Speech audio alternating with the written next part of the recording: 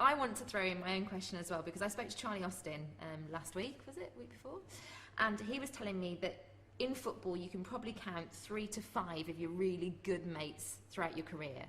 And I wondered who yours are and how you managed to get a good relationship with those people. I don't have any. I don't think I have any. I just see them all as acquaintances. We're all ships in the night.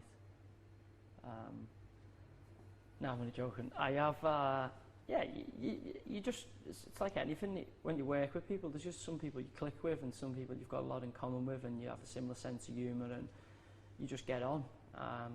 And you can imagine when we don't get a choice in who you're going to play with, it's generally, you know, somebody else dictating who comes into the football club, and there's going to be people, and I've been fortunate really, there's not been many people I haven't liked, although there has been a number of people I've probably, you know, I wouldn't remain friends with after I'd not played with them, even though at that time you've found a way of getting on and a way of interacting and communicating for the good of the team.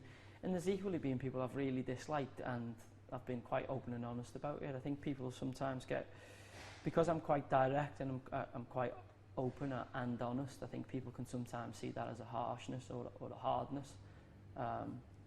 But I don't believe. I think if you don't like someone, I think it's important to tell them, and then you try and work on the process rather than smile to the face and then speak ill of people behind the back. It's just not my way.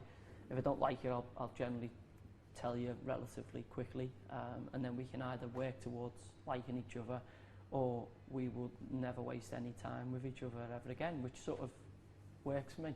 You know, you only have so many hours in the day, so I'm not going to waste it on people I don't like. As I say, I've been very fortunate that I haven't had that many of them to deal with. Usually in your everyday life, you can just not speak to them. You know, when you're in our environment, you have to find a professional way of dealing with people. But yeah, I've got some good mates. I mean, a lot of my mates were friends that you were in the youth team together, like Sean Wright Phillips I've known since I was like 14. We roomed together when we were 17, 18, both young kids in the first team at Man City. So you have a bond and you know, stuff that you'd probably never share with someone that you've played a couple of years with.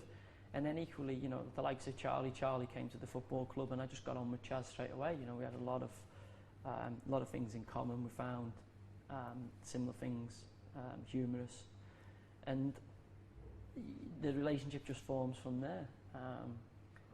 But yeah, Kevin Nolan, Steve Harper, Alan Smith. I mean, I've been fortunate that there's a lot of people that I would consider friends. Even though I don't speak to them every day, you share either a moment in time with them. You know, for a lot of the lads at Newcastle, it was the promotion and what we shared in that journey. And then, you know, for a lot of the lads at this football club, it would be the day at Wembley that we had at the end of May.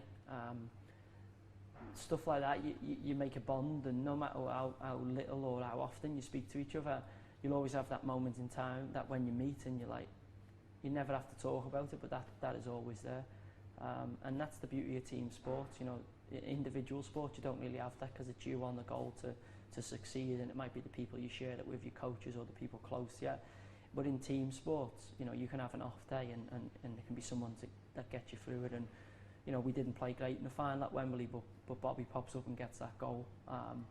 And that is something that you always share, you know, and equally there was moments during the season when I feel the whole team played a massive part in that, and that's what team sports are about. And so, given your frank and openness and that approach, what are you going to say to Rio for gatecrashing your interview today? Yeah, there's not much I need to say to him.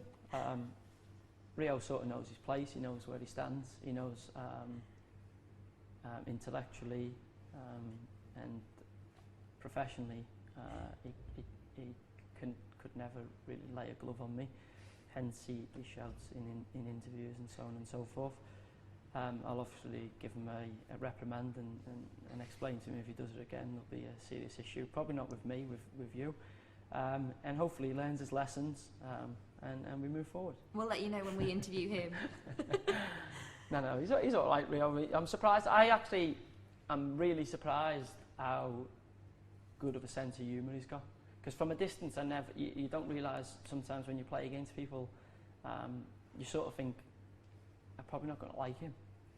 And I think Rio with me and me with Rio, I thought, I can't see me getting on with him, I can't see me liking him, but actually we get on really well. And I think we were both equally surprised. And again, that's the beauty of team sports. You know, certain times you'd play against people and you'd think, there's no way I'd get on with them. And then they come and play for your team and you get on with them famously. And that is sometimes good, because if you was the person who was bringing people in, then maybe you wouldn't bring them into your team environment because you've had an argument with them or said something on the pitch with them. And because it's a competitive sport and it's a physical sport and it's a contact sport, sometimes the adrenaline, the emotion that takes place on a pitch can cloud your judgment of people as actual human beings. Brilliant, that's great All stuff right. for us. Thank you.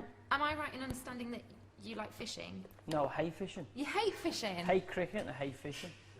Someone told me you like fishing. No, there was a pal of mine who died last year who used to run a charity, and they used to have a charity fishing day, and I used to protest every single year that I hated fishing and to play golf, and he would have a charity fishing day, and I think it was more to annoy me and to see if I would support him and our friendship remained. So I would go along to these fishing days with, what is the point in fishing?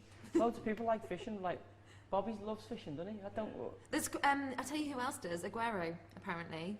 David Villa as well, I think. Yeah. But why? Why? Someone told me you were in that group. See, they got that wrong. No, why would you want? Well, I don't. You want. Fair enough, you're hungry and you want to eat fish. I understand that, and it's something that is born out of necessity.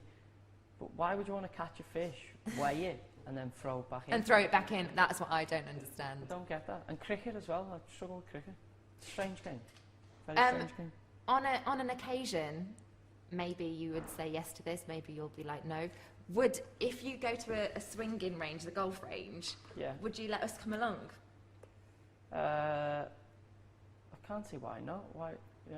Just to do something a bit different. Yeah, I'm a very good golfer actually. Yeah. Yeah. 5. But if I wasn't a footballer, I reckon I could be a lot lower.